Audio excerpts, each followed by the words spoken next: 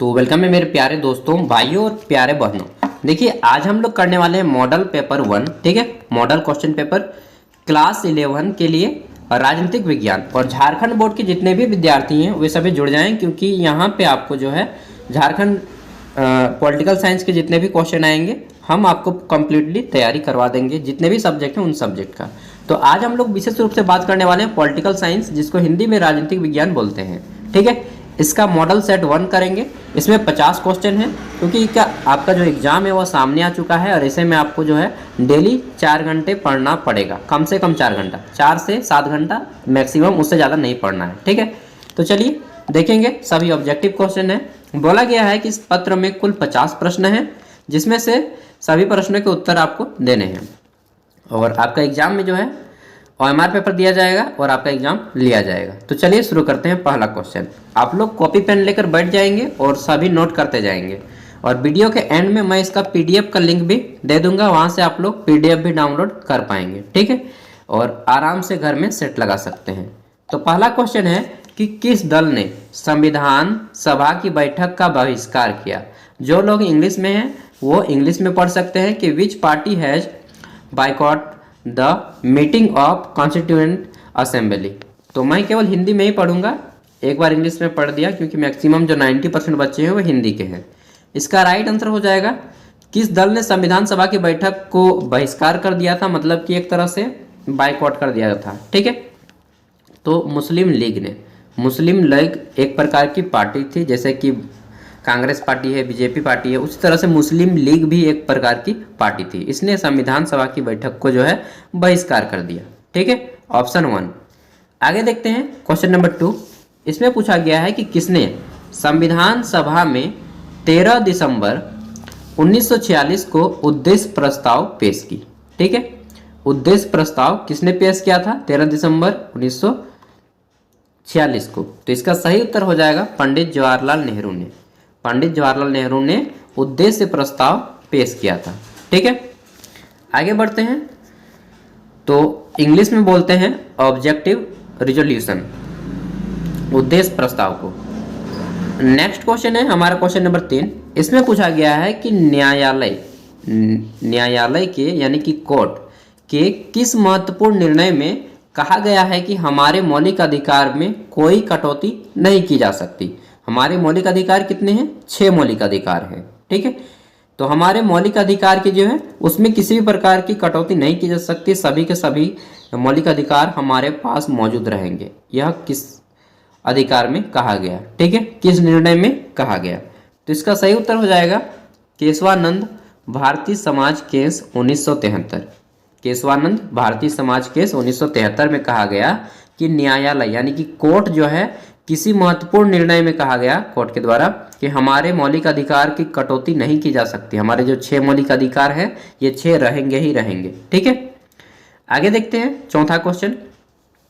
हमारे चौथे क्वेश्चन में पूछा गया है कि भारतीय संविधान में वर्णित इनमें से कौन सा अधिकार मौलिक अधिकार नहीं है। तो देखिए 6 मौलिक अधिकार है, इनमें से कौन सा अधिकार जो है मौलिक अधिकार नहीं है। सही उत्तर हो जाएगा ऑप्शन बी, संपत्ति का अधिकार, ठीक है। इंग्लिश में बोलते हैं राइट टू प्रॉपर्टी। तो राइट टू प्रॉपर्टी जो है हमारा मौलिक अधिकार नहीं है, ठीक है, फंडामेंटल राइट नहीं है। मौलिक अधिकार को इंग्लिश में फंडामेंटल राइट बोलते हैं। मौलिक अधिकार 6 हैं, जिसमें संपत्ति का अधिकार मौलिक अधिकार नहीं है। पहले था, लेकिन बाद में संपत्ति के अधिकार को मौलिक अधिकार के श्रेणी से हटा दिया गया। इसको भी नोट कर सकते हैं, ठीक है। आगे देखते हैं पांचवा क्वेश्चन। इसमें पूछा गया है कि भारतीय संविधान के किस भाग में चुनाव आयोग की व्यवस्था की गई है। चुनाव आयोग, जिसको इंग्लिश में इलेक्शन कमीशन बोलते हैं। भारतीय चुनाव आयोग जितने भी चुनाव होते हैं भारत में, ये सभी चुनाव कराती है, ठीक है। तो चुनाव आयोग की व्यवस्था की गई है किसमें? तो यह की गई है हमारे 15 में, ठीक है। चुनाव आयोग संविधान के भाग 15 भाग, कौन सा भाग में? 15वें भाग में चुनाव आयोग की व्यवस्था की गई है। नोट करते जाइएगा, बहुत इंपॉर्टेंट क्वेश्चन है। और आप लोग जब बाद में एग्जाम वगैरह में बैठेंगे, दूसरे भी एग्जाम, नौकरी वगैरह का एग्जाम में, तो इसमें भी बहुत सारे क्वेश्चन जो है आपको यहाँ से देखने को मिलेंगे, यही सबसे पूछे जाते हैं। छठा क्वेश्चन है मतदाताओं के लिए तस्वीर सहित पहचान पत्र को किस वर्ष अनिवार्य कर दिया गया? यानी कि जो हमारा वोटर कार्ड है उसमें फोटो भी रहेगा, यह किस साल से एकदम कंपलसरी कर दिया गया? तो यह कर दिया गया 1993 से। 1993 के पहले जो है वोटर कार्ड में आपका फोटो नहीं रहता था, लेकिन 1993 के बाद से वोटर कार्ड में उस व्यक्ति का फोटो भी रहता है। ठीक है, कब से? 1993 से। 7वां क्वेश्चन देखते हैं। इसमें पूछा गया है कि किसने राजनीतिक क्षेत्र में महिला प्रतिनिधित्व को उचित माना है? तो किसने राजनीतिक क्षेत्र यानी कि पॉलिटिक्स में महिलाओं को भी आना चाहिए, किसने उचित माना है? देखिए यहाँ पे राजनीतिज्ञों के नाम दिए गए हैं और इसका सही उत्तर हो जाएगा जे.एस. मिल। जे.एस. मिल एक बहुत बड़े राजनीतिक विज्ञान के विद्वान थे। ठीक है, और इन्होंने बोला कि महिलाओं को भी राजनीति में हिस्सा लेना चाहिए, ये भी वार्ड बने, मुखिया बने, सरपंच बने, एमएलए बने, एमपी बने, मंत्री बने, संतरी बने। ठीक है, अगला है 8 नंबर। राज्य के शासन में केंद्र का प्रतिनिधित्व किसे कहा गया है? तो राज्य के शासन में केंद्र का प्रतिनिधित्व किसे कहा गया है? सही उत्तर हो जाएगा आपका राज्यपाल। राज्य के शासन में जो है केंद्र यानी कि यह भारत सरकार का, राज्य सरकार एक अलग होती है। ठीक है, राज्य के लिए, भारत सरकार है पूरे देश के लिए। तो राज्य के सरकार में कौन सा ऐसा व्यक्ति है जो कि केंद्र सरकार का है? एक तरह से ये समझ लीजिए। ठीक है, तो राज्यपाल जो है जिसको हम लोग गवर्नर बोलते हैं, झारखंड के राज्यपाल कौन है? ठीक है, तो कृष्णन जी हैं, एस राधाकृष्णन। ठीक है, तो ये राधाकृष्णन जी हैं जो हैं केंद्र सरकार की प्रतिनिधित्व करेंगे। ठीक है, तो राज्यपाल इसका सही उत्तर हो जाएगा। आगे देखते हैं क्वेश्चन नंबर 9। इसमें पूछा गया है कि कितने एंग्लो इंडियन सदस्यों को राष्ट्रपति लोकसभा में उचित प्रतिनिधित्व देने के लिए मनोनीत करते हैं? तो देखिए दोस्तों, एंग्लो इंडियन मतलब होता है कि वैसे व्यक्ति जो भारत में तो जन्म लिए हैं लेकिन भारत के नहीं हैं, वे विदेश के हैं। ठीक है, कहाँ के हैं? वो विदेश के हैं। ठीक है, ऐसे मतलब कि एक तरह से ये अंग्रेज होते हैं जो भारत के जन्म तो लिए हैं लेकिन भारत का नहीं है। तो ऐसे लोगों को एंग्लो इंडियन कहा जाता है और ऐसे एंग्लो इंडियन को राष्ट्रपति में लोकसभा में उचित प्रतिनिधित्व देने के लिए मनोनीत किया जाता है। यानी कि उसका चुनाव नहीं किया जाएगा, डायरेक्टली उसको चुन लिया जाता है। कितने लोगों को? तो यहाँ पे 2 लोगों को चुन लिया जाता है डायरेक्टली, मतलब किसी भी 2 व्यक्ति को जो बहुत प्रसिद्ध है, नाम कमाया है, फेमस है, वैसे व्यक्ति को चुन लेंगे। वैसे 2 व्यक्ति को हम लोग लोकसभा के लिए चुन लेंगे। लोकसभा को निम्न सदन कहा जाता है और राज्यसभा को उच्च सदन कहा जाता है। इसको भी नोट कर लीजिएगा। अगला है लोकसभा में बहुमत वाले दल का नेता कौन होता है? तो लोकसभा में जिस व्यक्ति ने सबसे ज़्यादा वोट लाए उसे कहा जाता है बहुमत दल का नेता। ठीक है, और वही जो है प्रधानमंत्री बनता है। कौन बनता है? प्रधानमंत्री, पीएम, प्राइम मिनिस्टर। आगे देखते हैं क्वेश्चन नंबर 11। इसमें पूछा गया है कि कोई मंत्री जो संसद या विधायक नहीं है, क्या है? कोई मंत्री है जो संसद भी नहीं है और विधायक भी नहीं है, उसे कितने समय में सांसद या विधायक होना अनिवार्य होगा? मान लीजिए कोई है मंत्री बन गया, ठीक है, डायरेक्टली मान लीजिए कोई प्रधानमंत्री बन गया, अब वह सांसद भी नहीं है ना विधायक है, यानी कि एमएलए भी नहीं है और एमपी भी नहीं बना है और डायरेक्टली वो प्रधानमंत्री बन गया, चाहे डायरेक्टली मुख्यमंत्री बन गया। तो ऐसे व्यक्ति को सांसद या विधायक बनना होगा कितने दिनों के अंदर? तो इसको जो है आपका 6 महीना के अंदर उसको या तो एमएलए बनना होगा या फिर एमपी बनना होगा, तभी वह मुख्यमंत्री या प्रधानमंत्री का जो पद है उसको रख पाएगा, नहीं तो वह खुद ब खुद हट जाएगा। ठीक है, आगे देखते हैं 12 नंबर क्वेश्चन। इसमें पूछा गया है कि राज्यसभा को धन विधेयक पास करने के लिए कितना समय दिया गया है? तो राज्यसभा को धन विधेयक पास करने के लिए कितना समय दिया गया है? सही उत्तर हो जाएगा इसका 14 दिनों का समय दिया गया है, यानी कि 2 हफ्ते का समय दिया जाता है। राज्यसभा को धन विधेयक पास करने के लिए 14 दिनों का समय दिया जाता है। इंग्लिश में बोलते हैं मनी बिल, ठीक है, धन विधेयक को, और धन विधेयक केवल और केवल लोकसभा में ही पेश किया जाता है। अगला है किसी राज्य के विधानसभा में अधिकतम कितने सदस्य हो सकते हैं? ठीक है, तो किसी राज्य में जो है एमएलए, जिसको हम लोग विधायक बोलते हैं, वो कितने हो सकते हैं? किसी भी राज्य में जो है विधायक 500 हो सकते हैं, 500 से ज़्यादा किसी भी राज्य में विधायक नहीं होंगे। ठीक, हमारे झारखंड में कितने विधायक हैं? 81 गो विधायक हैं, यानी कि 81 गो एमएलए है। हम लोग नेता बोलते हैं ना, ये नेतवा है। और नेता का जो है नाम शुरू में जब वोट लेने आएगा तभी तक ठीक है, बाद बाकी चुनाव जीतने के बाद वैसे भी नाम बदनाम हो ही जाता है।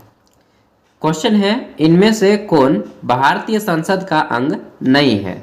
तो भारतीय संसद का अंग इनमें से कौन सा नहीं है? देखिए, भारतीय संसद में राष्ट्रपति आता है, लोकसभा आता है और राज्यसभा आता है, लेकिन जो प्रधानमंत्री है यह संसद का अंग नहीं है। संसद मतलब कि पार्लियामेंट, ठीक है, पार्लियामेंट, जिसको हम लोग बोलते हैं एमपी। क्या बोलते हैं? MP, member of parliament. इसमें राष्ट्रपति, लोकसभा और राज्यसभा आते हैं, लेकिन प्रधानमंत्री नहीं आता है, ठीक है। तो डी हो जाएगा सही उत्तर। 15 नंबर क्वेश्चन देखते हैं, क्वेश्चन नंबर 15। तो इसमें क्या पूछा गया है? इसमें पूछा गया है कि किसी विधायक दल के कितने सदस्य एक साथ अपनी पार्टी छोड़कर किसी अन्य पार्टी में शामिल होते हैं तो उन्हें दल बदलू नहीं माना जाएगा। तो किसी विधायक, मान लीजिए कोई विधायक दल के कितने सदस्य एक पार्टी, यानी कि अपनी पार्टी छोड़कर हम दूसरी पार्टी में जाना चाहते हैं, ठीक है, पार्टी में शामिल होते हैं, तो उन्हें दल बदलू नहीं माना जाएगा अगर उसके कितने सदस्य, उसके जब 2/3 सदस्य जो हैं चले जाएंगे, 2/3 सदस्य चल जाएंगे, तो हम बोलेंगे कि यह दल बदलू नहीं है, ठीक है, दल बदल नहीं है। आगे देखते हैं, क्वेश्चन है कि सर्वोच्च न्यायालय, सर्वोच्च न्यायालय कहाँ है? तो हमारे दिल्ली में सर्वोच्च न्यायालय। सर्वोच्च न्यायालय जिसको हम लोग क्या बोलते हैं? सुप्रीम कोर्ट बोलते हैं, ठीक है। सर्वोच्च न्यायालय के न्यायाधीशों का अवकाश मतलब कि छुट्टी आयु बढ़ाने का अधिकार किसे है? सर्वोच्च न्यायालय के न्यायाधीश की अवकाश आयु यानी कि छुट्टी की जो उम्र है बढ़ाने की अधिकार किसके पास है? तो वह किसके पास होता है, ठीक है। तो इसका सही उत्तर हो जाएगा आपका सांसद के पास, सांसद के पास, ठीक है। सर्वोच्च न्यायालय के न्यायाधीश, जज लोगों को जो छुट्टी है आयु बढ़ाने का पावर सांसद के पास होता है। आगे देखते हैं 17 नंबर क्वेश्चन। यार कहाँ आ गए भाई? हाँ, ये है 17 नंबर क्वेश्चन। क्वेश्चन नंबर 17, इसमें पूछा गया है कि उच्च न्यायालयों के न्यायाधीश की अवकाश आयु कितनी है? तो हाई कोर्ट जो होता है, प्रत्येक राज्य में एक हाई कोर्ट होता है, ठीक है, कभी कभी 2 राज्यों का भी एक हाई कोर्ट हो जाता है। तो उच्च न्यायालय के न्यायाधीशों की आयु कितनी होती है, ठीक है, तो वे जो है कब रिटायर करते हैं ये पूछा गया है। तो उच्च न्यायालय यानी कि हाई कोर्ट में जो है 62 वर्ष का जब आदमी हो जाता है तब उसे रिटायर मिल जाता है, ठीक है। जैसे कि झारखंड का उच्च न्यायालय कहाँ है? तो रांची में है। अगला क्वेश्चन है, भारत के सर्वोच्च न्यायालय में न्यायाधीशों की नियुक्ति कौन करता है?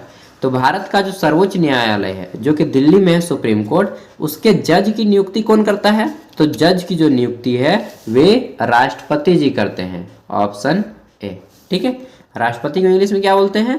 प्रेसिडेंट बोलते हैं। और जब भी प्रेसिडेंट लिखिएगा तो द लगा लीजिएगा, क्योंकि ये एक सम्मानित पद है, ठीक है। आगे देखते हैं, क्वेश्चन है, भारत के चुनाव आयोग को किस सूची में रखा गया है? तो भारत का जो चुनाव आयोग है, इलेक्शन कमीशन ऑफ इंडिया जिसको बोलते हैं, ठीक है, इसे किस सूची में रखा गया है? सही उत्तर हो जाएगा संघ सूची में रखा गया है, ठीक है।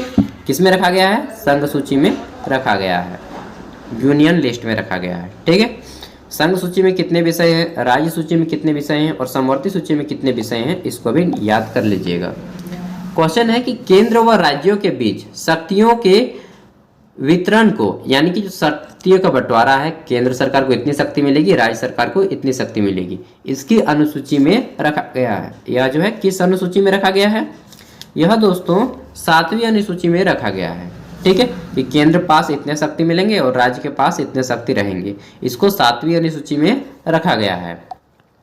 21 नंबर क्वेश्चन देखते हैं, इसमें पूछा गया है कि यदि किसी राज्य की जनसंख्या 20 लाख से कम है, मान लीजिए किसी भी राज्य की जनसंख्या जो है 20 लाख से कम लोग उस राज्य में रहते हैं, तो उस राज्य में पंचायती राज की व्यवस्था होगी।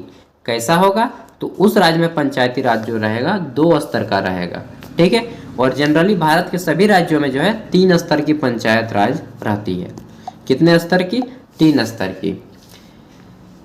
आगे देखते हैं 22 नंबर क्वेश्चन। इसमें पूछा गया है कि भारत के किस राज्य में सर्वप्रथम पंचायती राज की स्थापना हुई।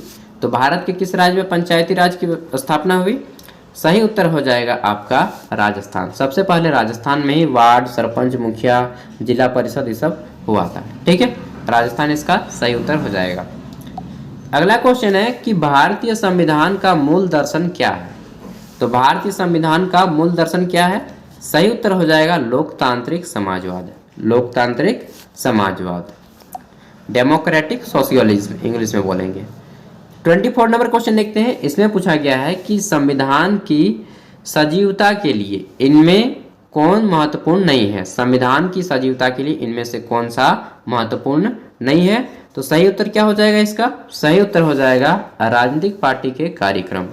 राजनीतिक पार्टी के कार्यक्रम सही उत्तर हो जाएगा। ये संविधान की सजीवता के लिए महत्वपूर्ण नहीं है, बाकी तीनों महत्वपूर्ण है। यानी कि संविधान संशोधन महत्वपूर्ण है, न्यायालयों के फैसले महत्वपूर्ण है, सांसदों द्वारा बनाए गए कानून महत्वपूर्ण है। ठीक है, आगे देखते हैं 25 नंबर क्वेश्चन। इसमें पूछा गया है कि भारतीय संविधान के किस अनुच्छेद में संशोधन की प्रक्रिया का वर्णन है। तो भारतीय संविधान के किस अनुच्छेद में संशोधन की प्रक्रिया का वर्णन है? सही उत्तर हो जाएगा इसका अनुच्छेद 368। अनुच्छेद 368 में जो है संविधान के संशोधन की प्रक्रिया का वर्णन पाया जाता है। तो बस आज की इस वीडियो में इतना ही, 25 क्वेश्चन। नेक्स्ट पार्ट 2 में हम लोग करेंगे इसके जो है 25 से 50 तक के क्वेश्चन का आंसर। एक बार में अभी आप 25 से याद कर लीजिए, ठीक है, और नोट कीजिएगा। मैं याद करने का तरीका बताता हूँ। सबसे पहले एक बार पढ़िएगा। क्या करिएगा? सबसे पहले पढ़ना है, ठीक है, दूसरी बार लिखना है और आंसर नहीं लिखना है, केवल क्वेश्चन लिखना है। उत्तर फिर अपने से लिखिएगा, फिर तीसरी बार क्वेश्चन आंसर दोनों लिखने के बाद फिर से एक बार पढ़ना है। और फिर क्या करना है, अगले दिन आप जब सुबह सो के उठेंगे सबसे पहले आप टॉयलेट वगैरह करके सबसे पहले एक बार इसको पढ़ लीजिएगा। उसके बाद घर का काम वगैरह है, पढ़ाई है, खाना पीना बाद में कीजिएगा। ठीक है, तो इस तरह आप कीजिएगा ना, तो मैं बता रहा हूँ याद हो जाएगा। ठीक है, अच्छे से याद हो जाएगा। तो मिलते हैं अगले वीडियो में, तब तक के लिए बाय। एंड इसका PDF का लिंक आपको वीडियो के डिस्क्रिप्शन में मिल जाएगा, वहाँ से आप लोग डाउनलोड कर लीजिएगा PDF। ठीक है मेरे प्यारे दोस्तों, मिलते हैं अगले वीडियो में।